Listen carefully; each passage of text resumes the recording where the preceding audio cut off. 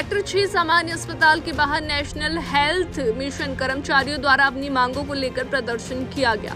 National health mission के कर्मचारियों की मांग है कि उन्हें रेगुलर किया जाए और जब तक रेगुलर नहीं किया जाता तब तक सम्मान काम सम्मान वेतन दिया जाए। उन्होंने कहा कि लिखित रूप से मांगे माने जाने तक हरियाणा के 22 जिलों में उनका धरना प्रदर्शन जारी रहेगा। नेशनल हेल्थ मिशन के कर्मचारियों ने कहा कि एनएचएम कर्मचारियों को रेगुलर किया जाए। उन्होंने कहा कि एनएचएम कर्मचारी 27 सालों से हरियाणा में सेवाएं दे रहे हैं। हरियाणा सरकार उन्हें सम्मान काम सम्मान वेतन नहीं दे रही है और हमारा शोषण किया जा रहा है। उन्होंने कहा कि मांगों को लेकर सरकार के साथ वार्ता करवाई जाए, साथ ही जब तक उनकी मांगे नहीं मानी जाती तब तक उनका ये धरना प्रदर्शन हरियाणा के 22 जिलों में चलता रहेगा। हमारी एनएचएम की सबकी मुख्य मांग है, एनएचएम को हमें रेगुलर किया जाए। एनएचएम कर्मचारी हैं जो लगातार जब से एनएचएम को प्रोजेक्ट शुरू हुआ था 27 सालों से हरियाणा सरकार में सेवाएं दे रहे हैं, जबकि कोर्ट का भी रूल है भी equal pay equal work. Haryana सरकार हमें इक्वल पे इक्वल वर्क ना दे के हमारा शोषण कर रही है। हमें रेगुलर किया जाए ताकि स्वास्थ्य व्यवस्था है वो सुचारू रूप से चलती रहे।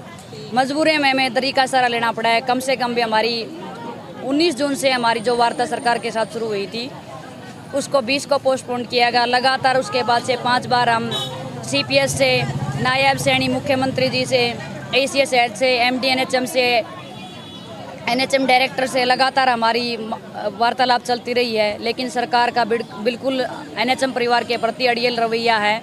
जब तक हमारी मांगे पूरी नहीं होती हमारा जो ये धरना प्रदर्शन है पूरे हरियाणा में 22 के 22 जिलों में चलता रहेगा। जो आपने सीएम साहब को ज्ञापन दिया था उसके बाद आपको सीएम साहब को ज्ञापन दिया था, हमें करनाल में घेराव भी किया था। उसके बाद सीएम साहब द्वारा हमें मौखिक रूप से अवगत कराया गया था कि भी जो हम रेगुलर की पॉलिसी लेके आ रहे हैं उसमें एनएचएम को शामिल किया जाएगा, लेकिन मात्र वो एक मीठी गोली थी। जब हम अंदर सेक्रेटरीट में बात की है तब वहाँ पे अधिकारियों द्वारा ये कहा गया भी हमें आपकी बात का पता ही नहीं, पहली बात सुन रहे हैं। जबकि लगातार 27 सालों से हमारी सरकार द्वारा अनदेखी की जा रही है।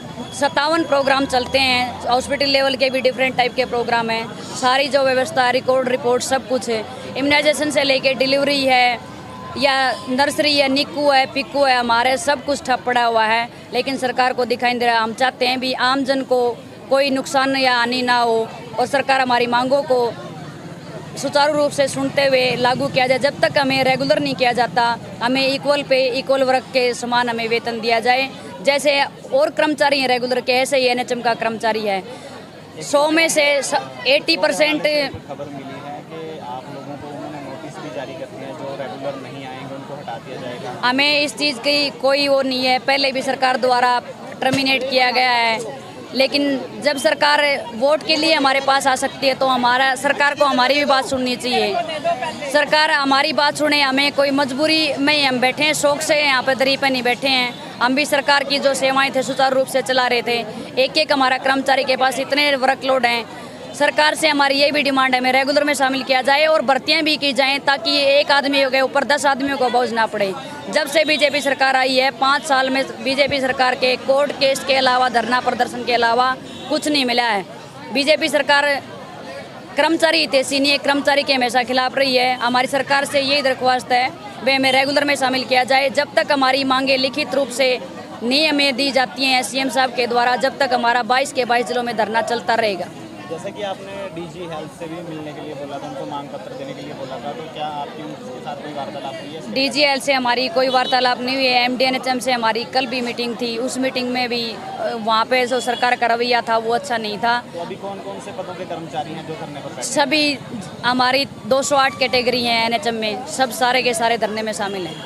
सब कर्मचारी हड़ताल पे हैं। जब तक हमारी डिमांड पूरी नहीं जाती हम कोई भी अपनी ड्यूटी पे वापस नहीं जाएगा।